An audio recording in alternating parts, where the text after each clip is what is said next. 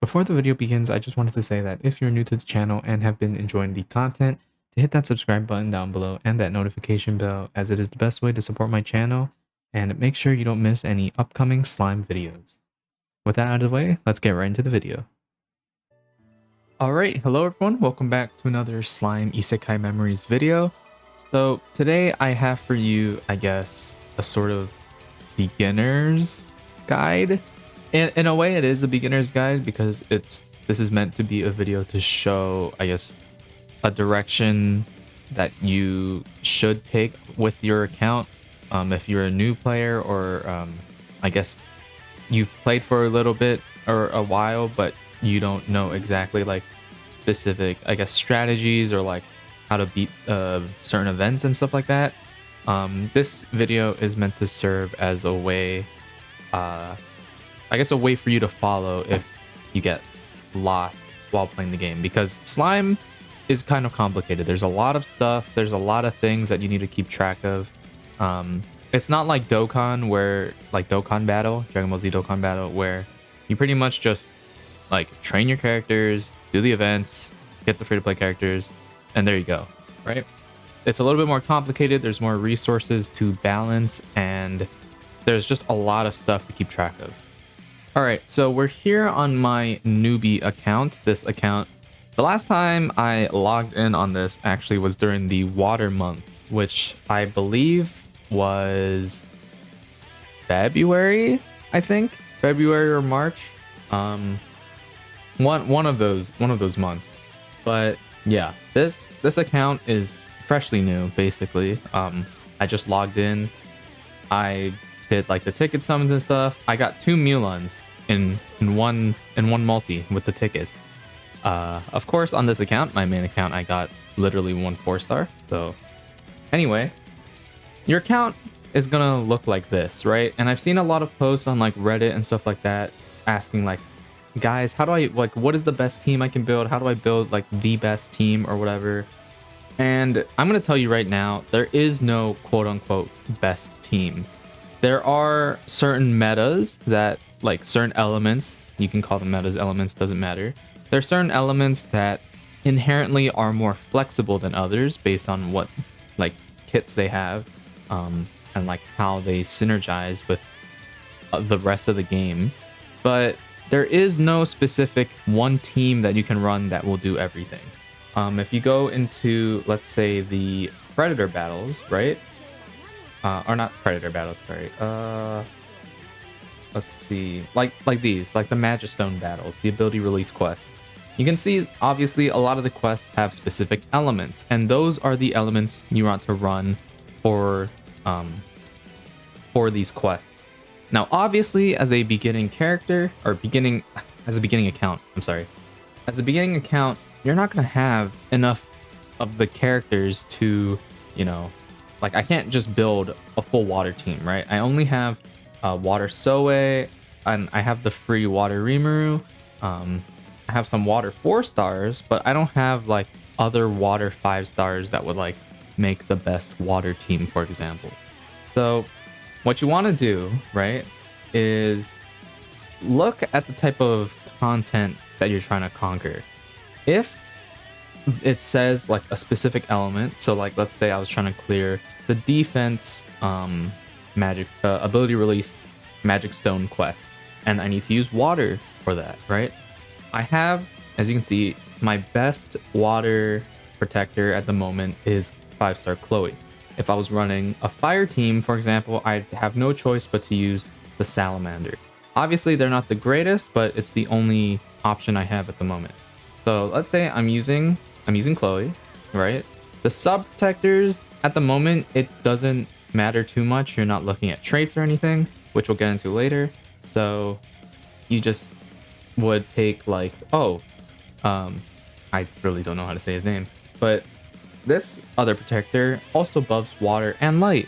So he's gonna buff or add an extra like however much percentage to my other characters. So to get the most out of them, I'm gonna use this character for the moment. So these are my protection characters.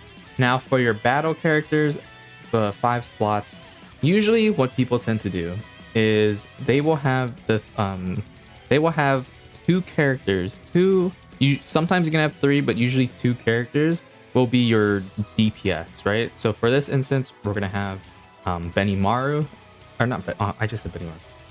We're gonna have Soe. We're gonna have Soe as our main DPS because he's my only 5-star water character, and we're just gonna have the free water Rimuru as my, I guess, second DPS, right? He's a 5-star that you get him for free, and at the moment he's like, I guess, in terms of stats, like the best water character I have along with Soe. So we're gonna have those two there. You can have them in the back depending on the event that you're trying to fight. Usually, sometimes people will have their DPS switched in the back so that your DPS isn't soaking up all that damage, and then they die, and then you can't complete the event. So it depends on what you're going for, but at the moment we're just gonna put the two DPS at the front. Now the next character that we're gonna have, it honestly can be anyone. You could even use like the free Wind Shuna, right? It's just a character that could be support, could be a tank, depending on what you want. It could also be a third damage dealer. So I guess for this instance, because the best 5-star character I have on this account is Mulan, because she has a dupe in her, we're gonna just use her as well, right? Now for the back characters, these are usually meant for support characters. Some really good 5-star supports are the Space Rimuru. Wind Milim is also really good for support, just because of the skills that they have. It just depends on who you have, but these ones you could even have, like, if you don't have the support characters, you could have, I don't know, like another water character, for example, like another water 4-star, right? In case your water or your element DPS is starting to take damage, then you could, swap them in for another character, potentially like another DPS character. You could bring them in for a healer, a support. These are usually just your switch out characters that, depending on the situation, you're just gonna have them in the back and you'll swap them in when you need to. All right, so once you have, I guess, your characters laid out, we can move into the support characters. Now, for support, right, it usually, as you get later on into the game, you'll learn about traits, which is what certain abilities some characters have, or I guess all characters have, as you get more dupes and you invest them into the character. For example, we have Mulan, right? She's level 84, meaning that I got an extra copy of Mulan and I fed her into herself. If you play Dokkan, for example, it's the same way as unlocking a hidden potential system. Pokemon Masters, it's like investing into like the grid system, for example. But in this one, you need like a dupe of the character.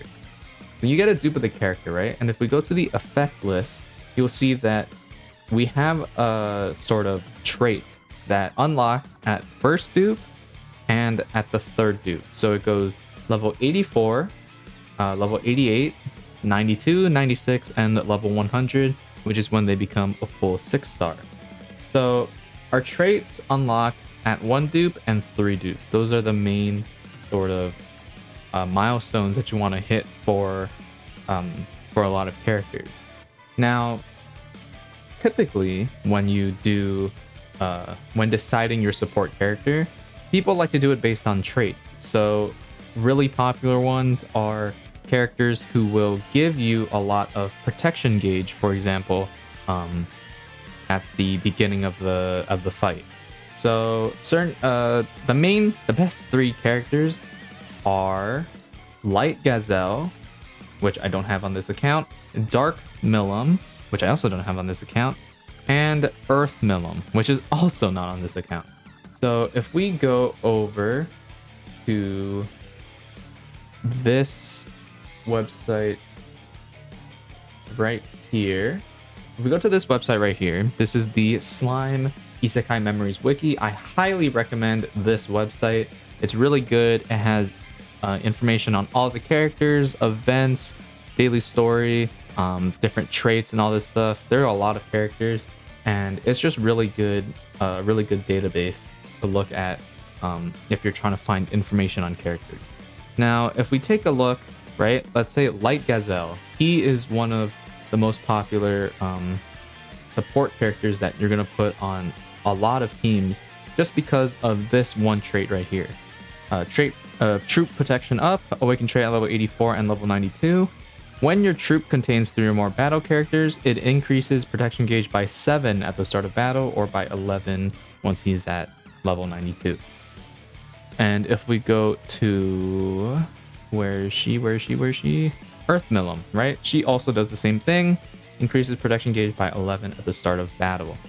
These characters are like the most popular support units because they give that protection gauge. And protection gauge is really important because when you're starting out in a battle, right?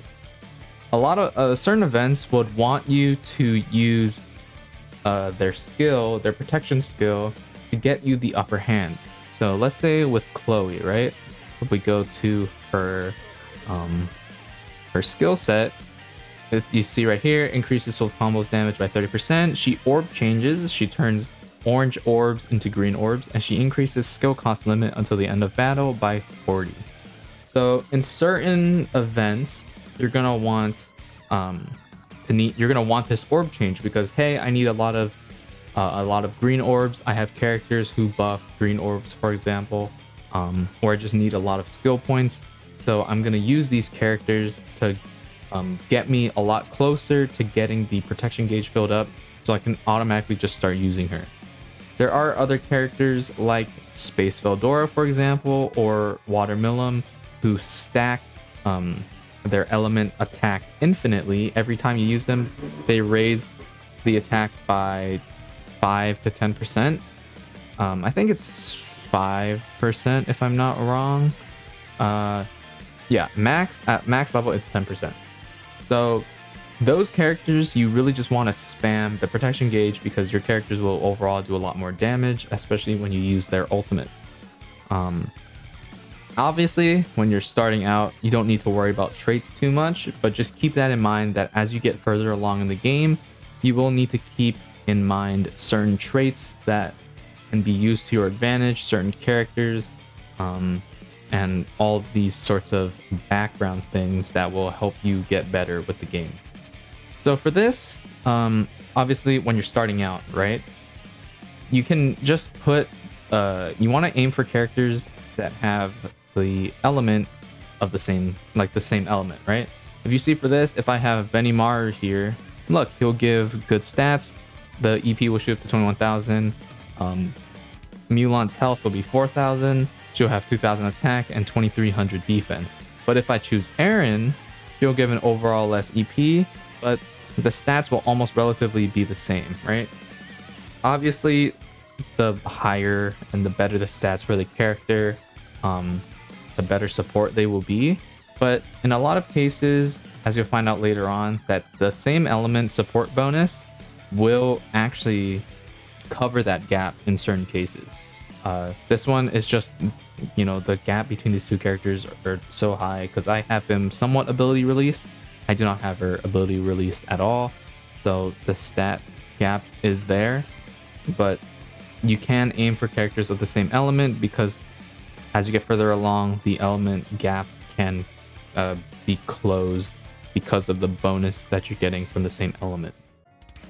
So that's pretty much, I guess, the sort of guide that I have for teams. Teams, essentially, there's no good team, right? There's no one specific team that will carry you through every single piece of content in the game. This game is specifically strategy heavy, right? Depending on what quest you go to. Like, if you're doing basic story quests, it's not gonna matter, right? Like, if I'm doing beginner, right? Sure, my EP is higher, right? I'm using one character with the element bonus, and that's pretty much good for now, just because I can just brute force my way through. As you unlock your buildings, build more, and as you clear more of the story, more will be unlocked for you, and it will show you the way to and build these characters and build your teams in a way that will allow you to win. In more advanced content like Conquest, which I don't have unlocked at the moment, you will encounter certain bosses and stuff like that that will, let's say, space conquest, right? Turn one, after that first turn, Milim will give herself a incredibly powerful pierce buff that will absolutely shred your characters if you do not stun her on the first turn. So with that in mind, you need to build your team around stunning her on that first turn and then being able to kill her before, she builds up her ult, to complete like the missions so that like you can gain more rewards and all that other jazz, right? But then when you hit EX Conquest, the highest difficulty, you can't stun her. So then your strategy has to change. Now you have to build your team around characters who have pierce resistance, right? That block certain buffs and increase your defense so that you can survive for a certain amount of time and then you can kill her at the end. This game, like I said a lot of times, is extremely strategy heavy. And I know it's a lot. Like, even when I reopened this again, I was like, what do I do, right? I have these characters, sure, but I don't actually know the best way to do things. So building a team, a good team, is the first step in completing a lot of content. The free-to-play characters that they give you every month, they always give you enough to fully max out the character. Whether or not you can complete those missions and stuff is dependent on how much you play and how much money, I guess, you spend on the game, right? But don't be discouraged if, like, let's say by the end of October, you can't get Erin to her level 100 6-star potential at the end of the month because you just could not complete the higher level difficulty for the event. Don't be discouraged. There are ways in the shop. Let's say it's at the end of the month and you've already traded in for everything that you can. You can just trade in for flashback crystals, which allow you to go for the character of the previous month. You have to wait just a little bit into the month. Like, so far, Space 2.0 just ended for September and Misery is not in here yet, right? You have to wait a little bit until they add Misery, but through the flashback crystal shop, you will be able to fully max out the character, max out their gear, their skills, and all that stuff. So don't worry too much if you're like struggling to like complete the character or anything. Just play the game at your pace and then don't like just rush into everything and don't panic and all that stuff. Just play it at your own pace, learn as you go, and you will eventually get the hang of the game and how the game operates. So overall, I think for that video, that's pretty much all I'm going to cover specifically for characters. Now, there is a lot of stuff like, what do I forge at the beginning of the game? What do I do with the interact, right? Like, I have some food, sure. Like, who do I give it to? Or I guess I don't have like any food, who do I talk to at the home? How should I operate these quests? If I'm being honest, there's a lot of stuff and I don't want to just make this video like a 40-minute long video. So I think I will release separate videos covering those. There are also good Discord servers that you can join, not only just the Reddit to use to ask questions, like Joker's server, Ice Cold Joker. I'll put the link in the description for his, and also the general Slime Isekai Memories Discord server. They have help/advice channels where you can just post pictures of like your team and all that stuff and what you're struggling with, and a lot of great members of the community will answer your questions. Don't just try to maneuver this on your own. You can seek out other people's help and all that stuff. So I will post those links in the description below. Hopefully this video helped you in terms of understanding characters and teams. Don't forget, it's just you want to focus on element at the beginning just because that is what will get you over that wall of just completing it first. And then slowly, as you do the training and as you unlock these ability release quests, and as you bump up your characters even more, you'll start to see for the harder content that there are strategies put in place by the characters and their skills that will allow you to conquer those quests pretty easily. In fact, there are a ton of characters in this game. Each of them have their own individual skill sets and have certain things that they're good at or they're bad at. Don't try to just force and like brute force your one team through everything, because in this game it will just genuinely not work. Like, you cannot just brute force everything. But yeah, that's pretty much it. Hopefully, like I said, this video helps you. Let me know down below if there's anything I missed or if I could add anything. Maybe some new tips and tricks that you have learned that can help newer players into the game. You know, we always want to help newer players get used to the game and not get discouraged by how much there is to learn about. So yeah, just let me know all of that down below. Don't forget to hit the like button and hit that subscribe button as well. And I'll see you all in the next one. Peace.